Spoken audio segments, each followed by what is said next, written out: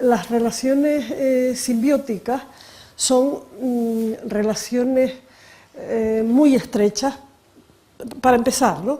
Relaciones muy estrechas entre organismos distintos y son relaciones diferentes en unos grupos de organismos y en otros. Y desde luego lo que sí que es verdad, y también lo ha dicho ahora mismo el profesor Sanz, no se puede entender la biodiversidad sin tener en cuenta el proceso simbiótico. Aunque en parte el término simbiosis tiene un significado social que tiene poco que ver con el significado biológico y además es un significado social así como un poco mitificado. Siempre se dice las relaciones laborales simbióticas, simbióticos, como si eso fuera necesariamente bueno. Es otro concepto, puede no ser bueno, puede ser parasitario, por ejemplo, el simbiótico, ahora veremos. De cualquier forma, lo que vamos a hablar es del concepto biológico de simbiosis. Pero voy a poner un preámbulo que me permitirán, que ni está en el resumen ni pensaba hacerlo. Pero es que cuando empecé a preparar la charla, pues, por lo menos las ideas que iba a esbozar, entonces veo que en un periódico de trascendencia nacional, digamos, pues entonces aparece en la primera página un SOS planetario. 1 de cada 8 especies están en peligro de extinción. A mí verdaderamente me parece preocupante, faltaría más. Pero lo que me pareció más alarmante es que esto estuviera en la primera página de un periódico, sobre todo porque recordé mi historia como naturalista a la que antes aludía el presentador. Era la historia natural hace unos cuantos años, era un tema de frikis directamente, o sea, era algo que le interesaba a unos pocos personajes un tanto estrambóticos. Pero ahora no. Y entonces el cambio a lo que aludía el periódico, aludía a la presentación de un informe internacional que en realidad acababa de salir en una revista a la cual el panel internacional le había dado el avance y habla del riesgo en el que están las especies y tal, pero lo importante, lo que me llamó más la atención es que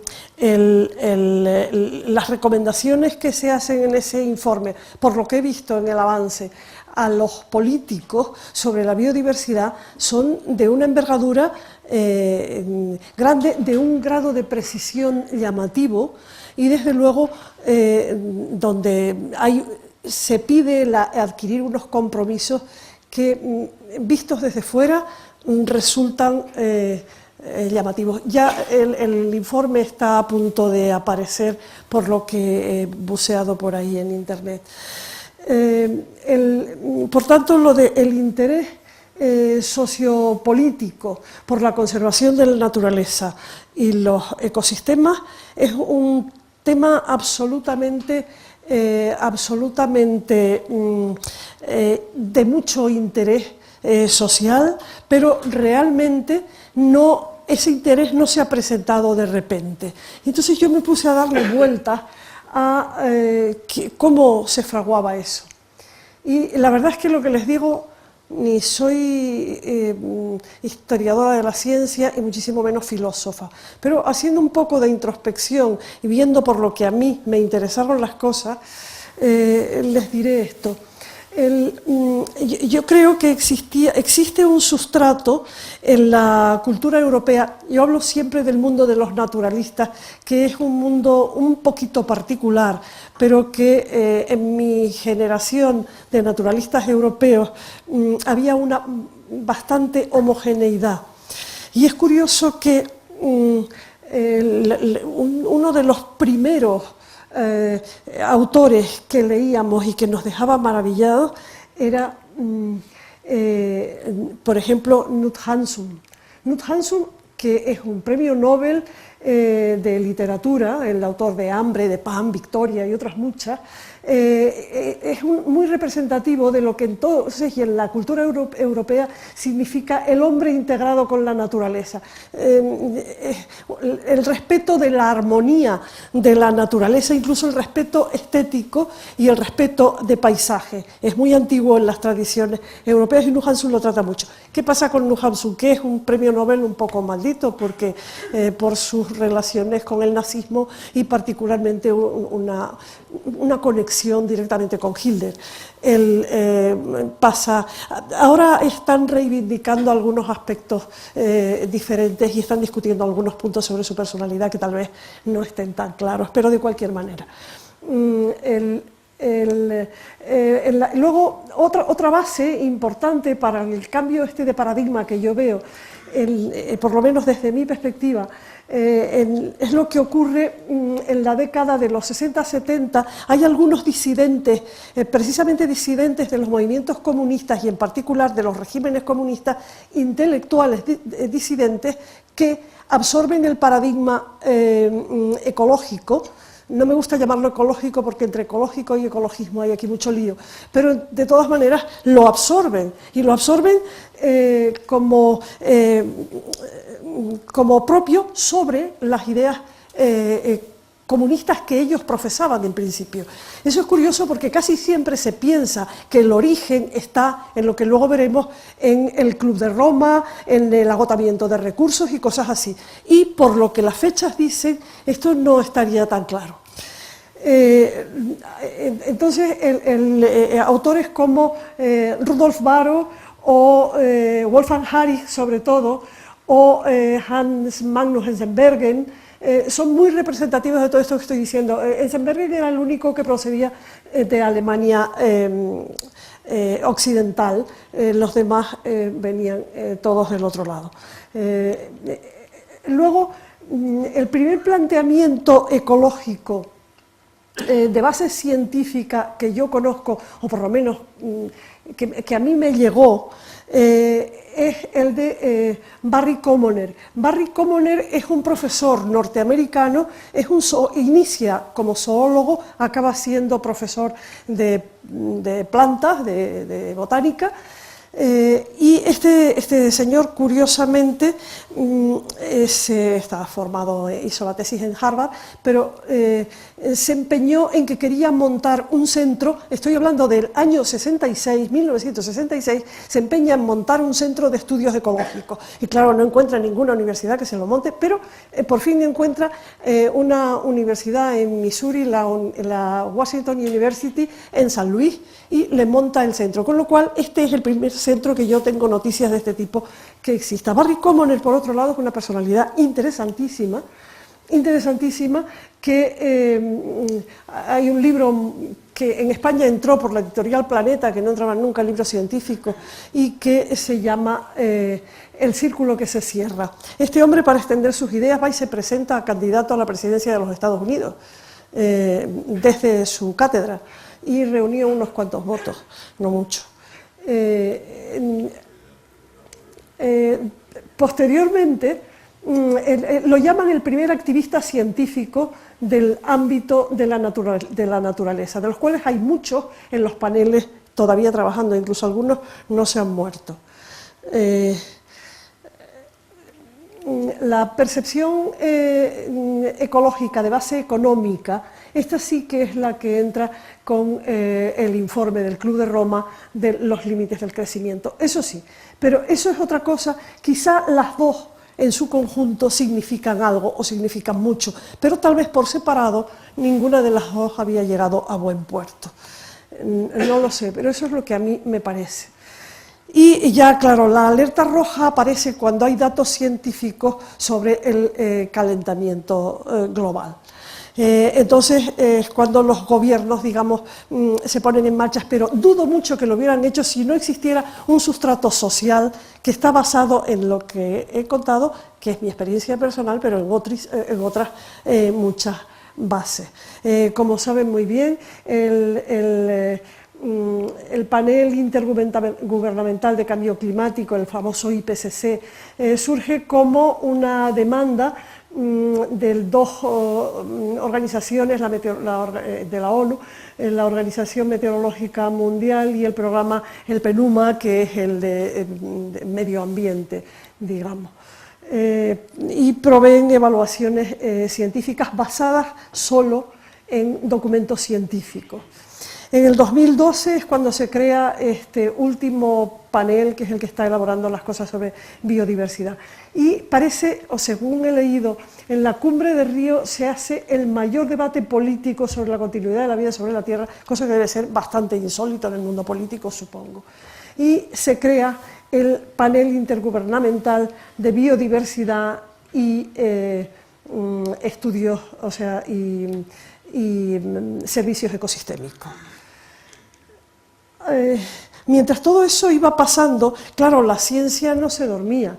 Entonces el sustrato científico había ido progresando a un ritmo relativamente lento porque era una ciencia marginal que hacía cosas buenas y cosas malas, pero en cualquier caso una ciencia, un paradigma científico bastante marginal. Y la historia natural clásica sigue evolucionando y la comprensión de la historia natural actual, que está basada en las revoluciones, las que comentaba antes José Luis Sanz, no son ajenas a esto. La primera gran revolución que sufre la historia natural son los planteamientos de Humboldt. Los planteamientos de Humboldt, que dice que la naturaleza es un todo y que las especies, los organismos están relacionados ellos entre sí y ellos en sus comunidades y ellos mismos con el medio ambiente, con la variación de la temperatura, con la variación de los factores climáticos, etc. Y todo eso lo hace de una manera experimental y mide mucho y no es solamente un señor que va dando conferencias. La siguiente revolución, en mi opinión, es la enorme, monstruosa aportación de Darwin, con su descripción revolucionaria de la evolución. Había habido otras, pero la de Darwin es la que se muestra más correcta y hasta el momento no rebatida.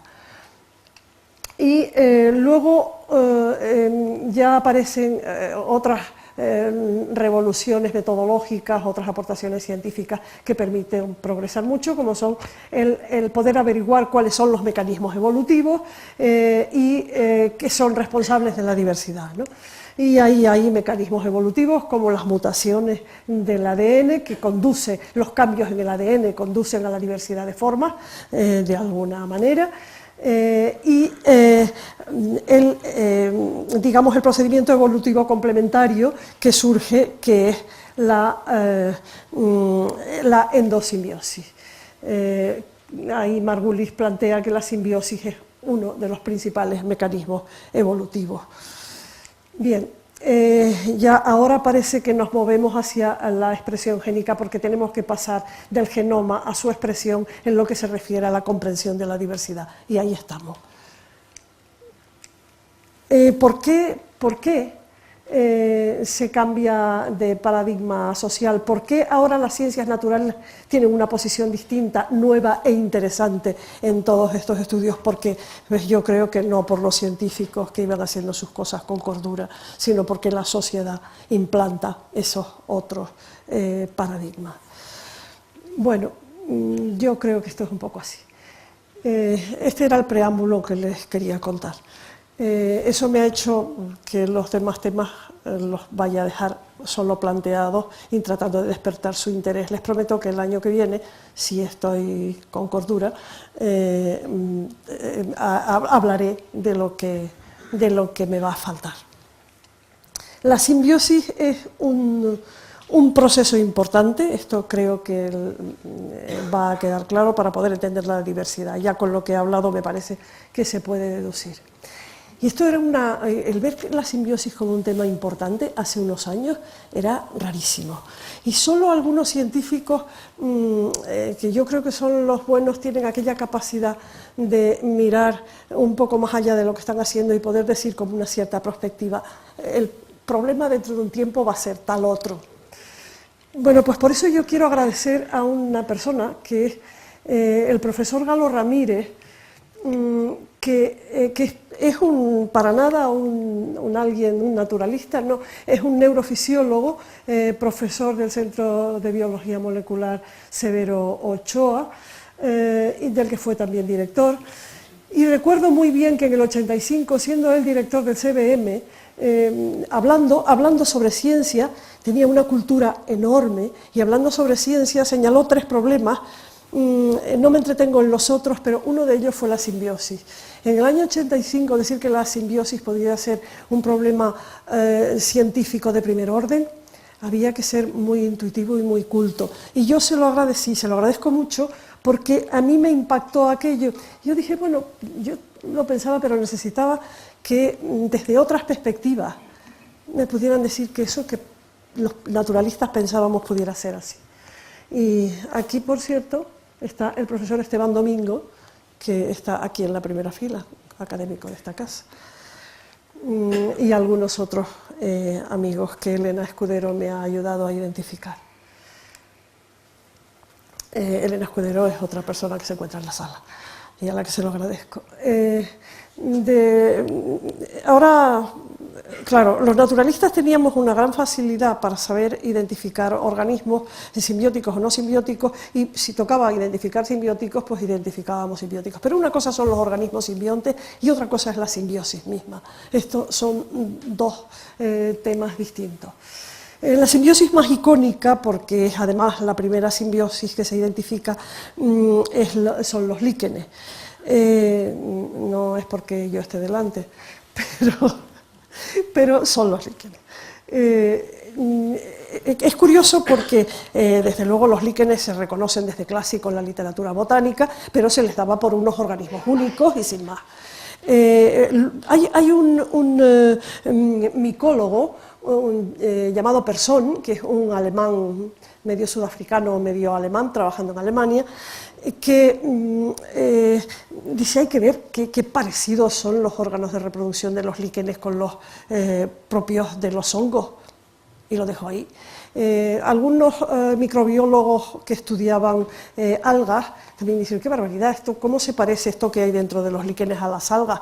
Pero tampoco pasaba de ahí. Y más cuando llega el llamado padre de la liquenología, Erik Acarius, un discípulo de Linneo, que hizo una obra ingente. Y cuando le dijeron a este hombre que los líquenes no eran organismos autónomos, dijo, ¿pero qué le está usted diciendo? Y él que ya usaba microscopio y que veía que las esporas eran iguales, la obcecación de una obra enorme y magnífica, yo creo que produjo un cierto atraso en el progreso de lo que se venía viendo, pero de cualquier manera eso pasa, y la obra de Acarius es enorme y extraordinariamente positiva, ¿no? Pero él con su microscopio y todo y su obcecación ahí nos retuvo un poco frenados.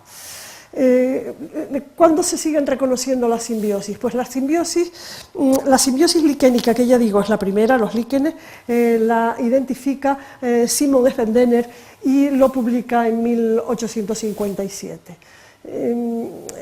También los rusos, escrito en ruso, Berezovsky y algunos más, habían dicho que la simbiosis existía, pero realmente la definición como tal es la de Effendener.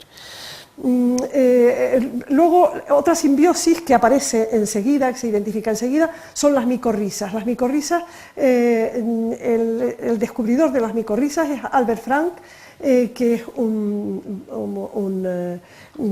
alemán, un prusiano. Luego, ya lo que se refiere a la siguiente simbiosis que se descubre como tal, que son los rizobios, ahí entran mucho más que botánicos, en la sistemática algún botánico, pero en la definición de la simbiosis se hace por colegas más bien microbiólogos que especialidades de seres más macroscópicos.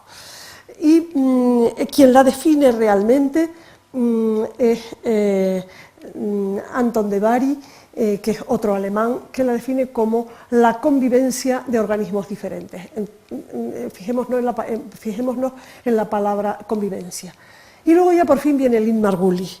Lynn Margulis, ella que nunca andaba con palabras pequeñas, dice: la simbiosis fue el principal conductor del cambio evolutivo. Bueno, si no fue el principal, fue el segundo o viceversa. Ahora veremos un poco más. Así, más o menos, podían ser los hitos del conocimiento. Yo me voy a referir a tres simbiosis que pueden ser modelos de distintos tipos de relaciones entre los organismos. Para todas ellas, además, hasta aquí podíamos llegar con el microscopio. Ya para la endosimbiosis de Margulis, para la constatación de su teoría ya no basta con el microscopio y hay que llegar pues a la biología experimental, al trabajo con la molécula de ADN, al trabajo con los bancos de datos, etc. Es decir, hay que llegar bastante a la época de la genómica, de las ómicas en general, que se suele llamar. Y ya por último les traigo aquí, simplemente porque había que traerlo, la famosísima microbiota humana, para decir unas palabras sobre ella. Esta es la clase de biodiversidad que vamos a dar.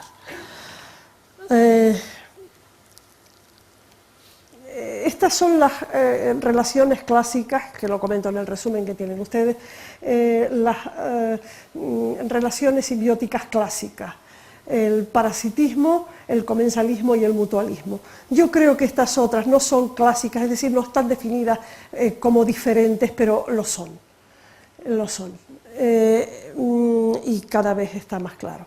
El parasitismo, ya saben, a los dos, a uno le va estupendamente y al otro le va fatal. Y aquí vamos a poner algún ejemplo de insectos. En el comensalismo, digamos que a uno le va estupendo y al otro parece que no le importa mucho, y simplemente este se alimenta de este, pero parece que a este no le importa. El mutualismo es más bien cuando a los dos simbiontes, o en algún caso tres, les va muy bien. Eso es el caso, por ejemplo, de los rizobios con las leguminosas.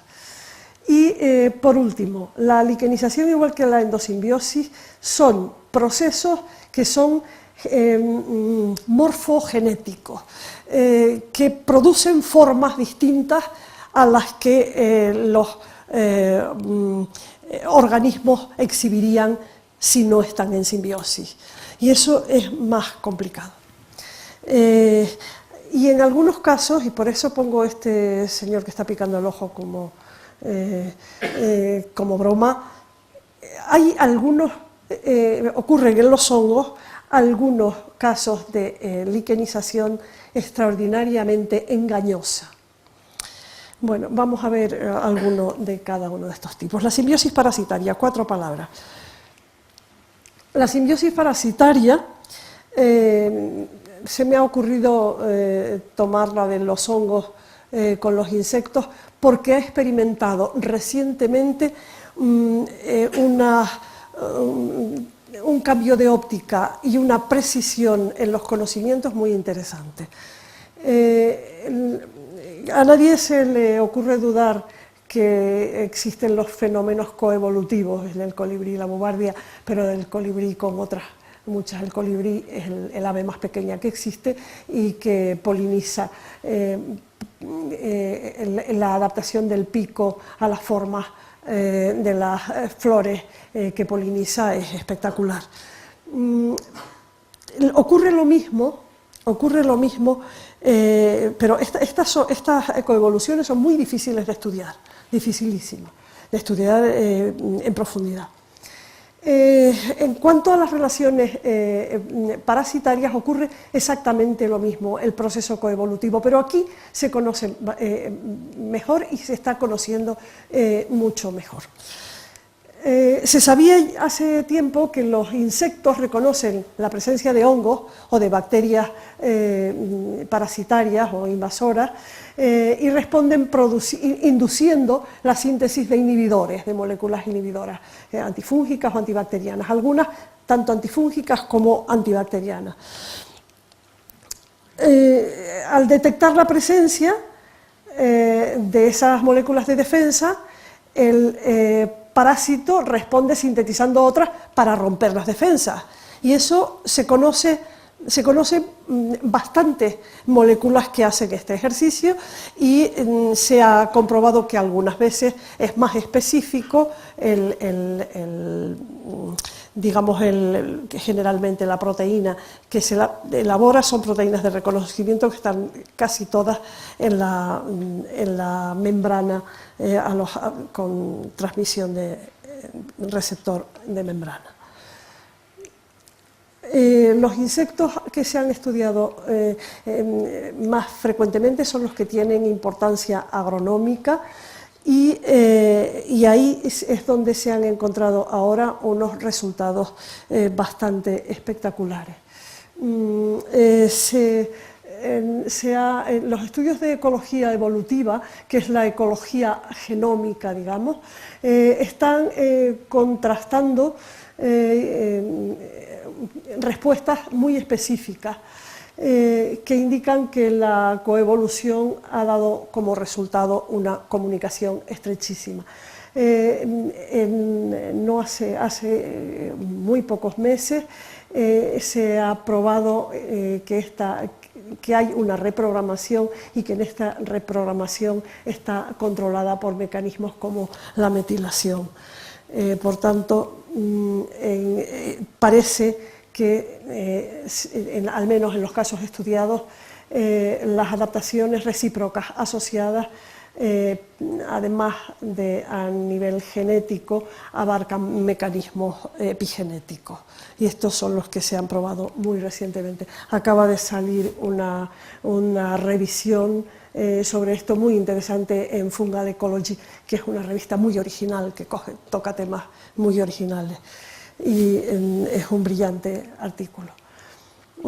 La simbiosis parasitaria es, por tanto, un proceso que actúa como regulador de las poblaciones de insectos, bueno, en realidad de las poblaciones del hospedante, es coevolutivo y parece epigenético, al menos hay datos constatados.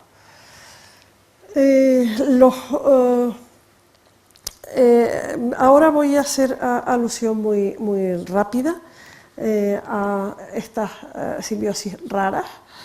En particular, dos palabras sobre los líquenes y para aclararles lo que les decía de morfogenética. Mire, esto es un líquen, una especie de líquen con su hongo, con un enorme hongo, con un genoma determinado. Este es el mismo. Esto es una especie de muñoncillo, una cosa pequeñita, un grumo en cultivo, pero en cultivo sin el alga. Por tanto, como los líquenes son la simbiosis de alga, de un fotosimbionte con un hongo, si no está el fotobionte, resulta que la forma que adquiere es absolutamente diferente. Pero eso no solamente es que pase, porque me podrían ustedes decir, bueno, es que eso en medio de cultivo a lo mejor las cosas son distintas, en la naturaleza, ¿qué pasa? Pues en la naturaleza pasa 3/4 de lo mismo. En la naturaleza, esto es lobaria amplísima con su genoma, esto es también lobaria amplísima con su genoma, esto es también otra especie de grumo ramificado. ¿Y qué es la única diferencia entre uno y el otro, aparte de la forma que da lugar? El que aquí el simbionte es un alga verde, Trebuchia yamesi, y aquí hay el fotosimbionte es una cianobacteria que se llama Dendricocauloum mausense. De cualquier manera, observen qué enorme diferencia entre el uno y el otro con el mismo genoma del hongo. Es completamente especial. Vaya. En eso estamos trabajando, a ver si aclaramos algo alguna vez. Como decía antes José Luis Sanz, los orgánulos celulares, mitocondrias y cloroplastos de la célula eucariótica proceden de sucesivas simbiosis de bacterias sobre una arquea, o otro procariota distinto de las bacterias. Esto es lo que se llama endosimbiosis y es la simbiosis, a mi entender, más trascendente para entender el proceso evolutivo. Para recordarles a los que sean más lejanos a estos campos de conocimiento, esto es una célula procariota donde el núcleo no existe como tal, hay un nucleoide, esto es las hebras de DNA enrolladas de una manera más o menos compleja según los casos, y desde luego sin orgánulos, sin otra cosa que los ribosomas, dicho muy deprisa.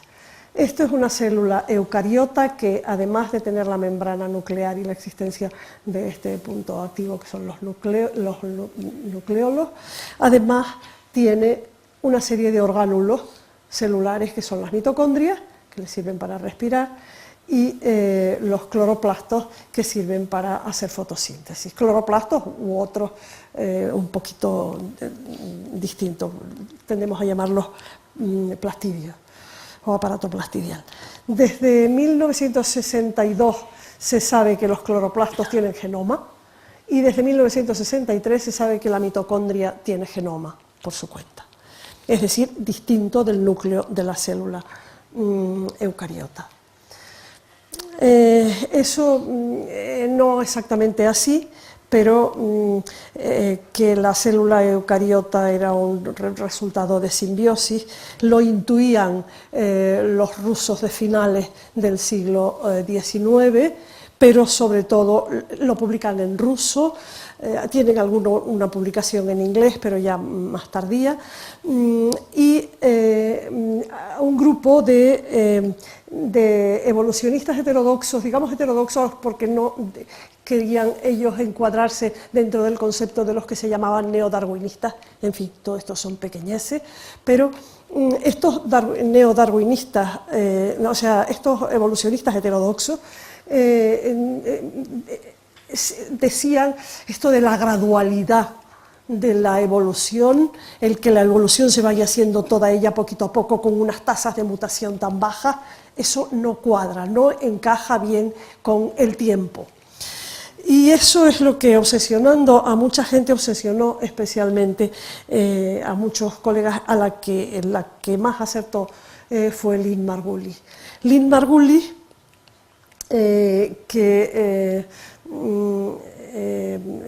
nace en 1938, estudia en Chicago, como luego veremos, se lee bien a los rusos, también no he nombrado a Walin, pero era también un hombre muy intuitivo, y ella describe el proceso simbiótico en una publicación del 70, me parece que es esta, de esta manera. Hay una célula procariota que engloba a otra célula procariota. Aquí no se precisaba, esto hoy diríamos que es una arquea, esto decimos que es una alfa-proteobacteria, y de cualquier forma de la simbiosis de estas dos surge la célula eucariota. En opinión de Margulis, este paso no está totalmente consolidado, y finalmente la célula eucariota exhibe primero las mitocondrias, resultado de esta alfa-proteobacteria, y luego resultado de otras simbiosis bacterianas posteriores aparecen los plastidios. Hay ahora mismo dos hipótesis para resolver esta parte de aquí. Ninguna de las dos es absolutamente irrebatible, pero la única diferencia entre ellas está en que el momento en el que se hace la endosimbiosis, si la endosimbiosis se produce cuando ya la célula es, digamos, un proeucariota que ha empezado a definir su propia membrana nuclear, o si, al contrario, la endosimbiosis se hace más, digamos, antes, es más primitiva. Es decir, se ponen en contacto bacterias de distinto tipo y esas bacterias de distinto tipo, iniciando la simbiosis, intercambiando material genético, llegan a producir la endosimbiosis en sí misma, ¿no? En ambos casos, en ambos modelos, se prueba en todo el tiempo que hay una transferencia de genes entre los orgánulos y el núcleo del hospedante arqueal, y que hay una evolución de un sistema de transcripción que tiene que trabajar mucho para poder llegar a entender esas instrucciones que reciben del genómica. Aquí solo recordarles que no es una tontería lo de pasar de procariota a eucariota. Los eucariotas somos los presentes y cualquier organismo pluricelular. Porque ni más ni menos la eucariosis, de ahí surge la propiedad de poder unirse a otras células para crear organismos, comunicar otras células para crear los organismos eucariotas. Nada voy a contar de los eucariotas porque son los organismos más complejos y por supuesto tienen tejidos, hay una formación de órganos, hay un proceso de desarrollo embriogenético donde los procesos, aunque todas las células tienen el mismo genoma en un organismo, sin embargo no todos los genes se expresan en las mismas células, y esto es también un avance de los eucariotas. Bien, pues entonces así resuelve Margulis y compañía, un poco el problema de los tiempos evolutivos. Mediante la endosimbiosis se incrementan las tasas de cambios evolutivos, es decir, se incrementan las tasas de mutación mucho, porque los orgánulos van mutando, cada uno por su cuenta. Cierto que con unas tasas diferentes, pero es así. También con la endosimbiosis se producen estos saltos evolutivos, que son saltos hasta morfológicos. Por último, la hipótesis casi cuadra en el tiempo. Faltan cosas, pero ya que los tiempos se van pudiendo cuadrar, los tiempos que inferimos a través de los análisis filogenéticos, por ejemplo. Bueno, Lynn Margulis, como les decía, se forma en la Universidad de Chicago, donde se licencia pronto, y adquiere, según ella, allí un título, un marido, que es, por cierto, un astrónomo famoso, Carl Sagan, y un más duradero escepticismo crítico. Yo nunca la vi escéptica, yo no es que la conociera mucho, la conocí muy poquito, desgraciadamente, pero desde luego escéptica no era escéptica a nada. Y eso posiblemente no le benefició. No es que no recibiera reconocimientos, recibe ni más ni menos que la medalla de la ciencia otorgada por el presidente Clinton en los Estados Unidos, y obtiene, me parece que son unos 15 honoris causa de universidades muy buenas, entre otras la Universidad Autónoma de Madrid. El rector Raúl Villar la inviste como doctora honoris causa. Posteriormente la Universidad de Valencia, aquí su madrina es la profesora Barreno, le hacen también honoris causa. Otras 2 universidades españolas más, la Autónoma de Barcelona y la Universidad de Vigo, y otras 11 europeas y americanas de mucho calibre. Es decir, sí que tiene reconocimiento, tiene muchos premios, algunos muy llamativos porque aspiraron a él sus detractores, eminentísimos científicos, que fueron ajustándose mucho a las ideas de Margulis, citando, por ejemplo, a Merezhkovsky, más que a Margulis, cual es un poquito ridículo. Mientras el debate estéril transcurría, yo lo que sí les puedo decir es que la endosimbiosis se está explicando en las universidades desde los años 70, dándolo como una teoría, pero era desde luego la más convincente que había para explicar el desarrollo temprano de la evolución. Lynn Margulis muere en el 2011, a los 72 años, y no recibió el premio Nobel. Yo, francamente, creo que en su caso hay una discriminación que yo llamaría sexista, y perdónenme porque es una conjetura.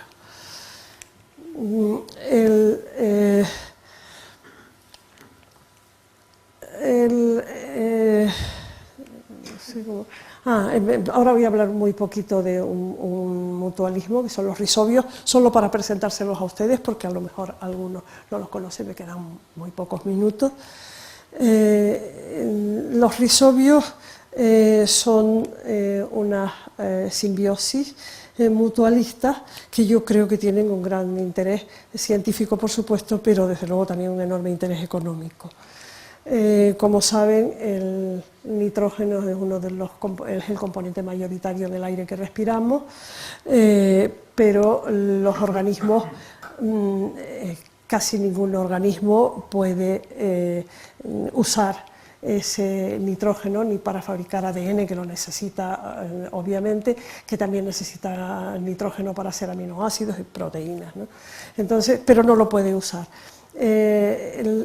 Solo lo puede usar cuando el nitrógeno está fijado, que se llama, es un proceso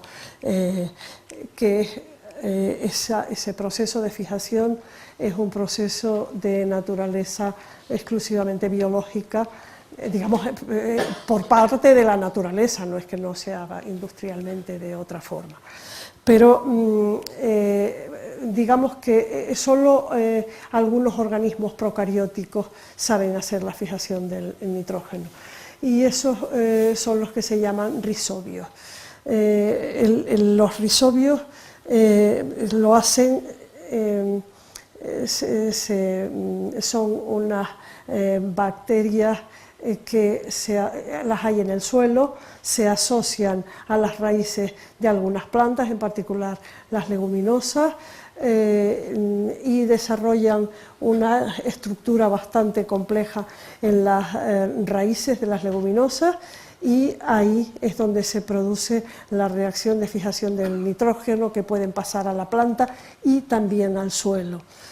Por tanto, enriquecen el suelo y facilitan a la planta su crecimiento. Es interesante el que creíamos hasta hace poco que había muy pocos risobios y que se daban básicamente en las leguminosas. El que la simbiosis es mutualista, perdonen, se lo aclaro enseguida, es porque la bacteria sale favorecida, porque recibe de fotosíntesis los compuestos azucarados, es decir, los carbohidratos, y también porque le proporciona un entorno de protección ahí a las bacterias en el suelo. Y la bacteria proporciona los compuestos nitrogenados, es obvio, como les venía diciendo. Hay una cosa muy curiosa, que es que si la bacteria, si los risobios no están en los nódulos, no expresan los genes fijadores de nitrógeno. Por tanto, es una simbiosis hasta cierto punto, en este sentido, también muy peculiar, para ser mutualista, quiero decir. Creíamos que había pocos risobios, pero se ha visto que hay muchísimos rizobios que se asocian de una manera bastante específica a las plantas que los portan, es decir, que una especie de leguminosa, por ejemplo, tiene siempre una especie de rizobio y no cualquier otro. Hay, ya digo, muchos rizobios, pero hay también muchas familias que, como las leguminosas, adquieren la simbiosis rizobial. Claro, es evidente que las leguminosas es lo más corriente. Hay otros casos de plantas que se asocian con fijadores de nitrógeno. Las micorrizas, no voy a parar en ellas, es una lástima, las dejamos para el año que viene. Es una lástima porque las micorrizas se descubren porque Guillermo I de Prusia le encantaban las trufas y contrató a un señor para que se dedicara a cultivar trufas. Este señor fue Albert Frank, que es el que descubre las micorrizas. Lo dejamos para el año que viene. Otro tanto para hablar de las micorrizas de los otros y no solo de las trufas. Dos palabras sobre comensalismo para hablarles de la microbiota humana. Yo de esto sé muy poco, sé de la literatura, lo que he visto es todavía bastante temprano. Hay mucho de genómica, pero se inventan muchas cosas que la imaginación de la gente puede ser muy fértil. Pero es evidente, hay algunas cosas que sí que están claras. Inicialmente se dijo que la proporción de microorganismos simbiontes en el organismo humano era de número de células de 10 a 1. Fíjense que tenemos 35 billones de células en el cuerpo humano. Si tenemos 10 veces más microorganismos, la cosa son unos números completamente astronómicos. Parece que no es tanto, que estamos más bien en el 3 a 1 o incluso menos. Sí que es curioso que la microbiota, bueno, para distinguirles, microbiota y microbioma no es exactamente lo mismo. La microbiota es el conjunto de los organismos y el microbioma habla del conjunto de genomas. Se llega a ir a la identificación por técnicas de análisis metagenómico. Sí se sabe que los distintos órganos del cuerpo humano albergan distintos tipos de microbioma en distintas proporciones también. Se habla de cuáles de esos organismos pueden ser comensales de nuestro organismo, cuáles pueden establecer una relación mutualista y cuáles son patógenos, y algunos no los hemos identificado todavía. Pero ya digo, es más bien una interesante perspectiva que avanzará muy rápidamente por su relación con la biomedicina. Existe este programa sobre investigación de este genoma, de este microbioma humano, pero no tiene una financiación regular y está cambiando mucho en su estructura. La página web es muy significativa. Y les quería contar, para cerrar, pero no, que es muy fácil identificar los microorganismos. Simplemente se toma la muestra, uno se plantea cómo hacerlo. Está muy estandarizada las infraestructuras que se utilizan y están bastante estandarizados una serie de identificadores de códigos de barras que nos sirven para distinguir unas bacterias de otras, unos hongos de otros, etc. Todo esto además, también los programas son muy estándar y cada programa sirve para realizar una parte del proceso. Al fin es un proceso de técnicas filogenéticas y no otras. Son las únicas que son de base, lo demás es todo comparación y comparación y comparación. Hay otras simbiosis igualmente importantes, de las que todavía sabemos nada, las miméticas, por ejemplo. Aquí ya ven que hay una polilla, ¿no? Me encantaría que no la vieran, porque la foto es mía. Aquí ven que hay una tarántula, una araña enorme, ¿no la ven? Fantástico. Y aquí hay otra tarántula mediterránea. ¿La vieron? Es decir, que la simbiosis es un objetivo científico de primer orden y estamos empezando a conocerla. Muchas gracias.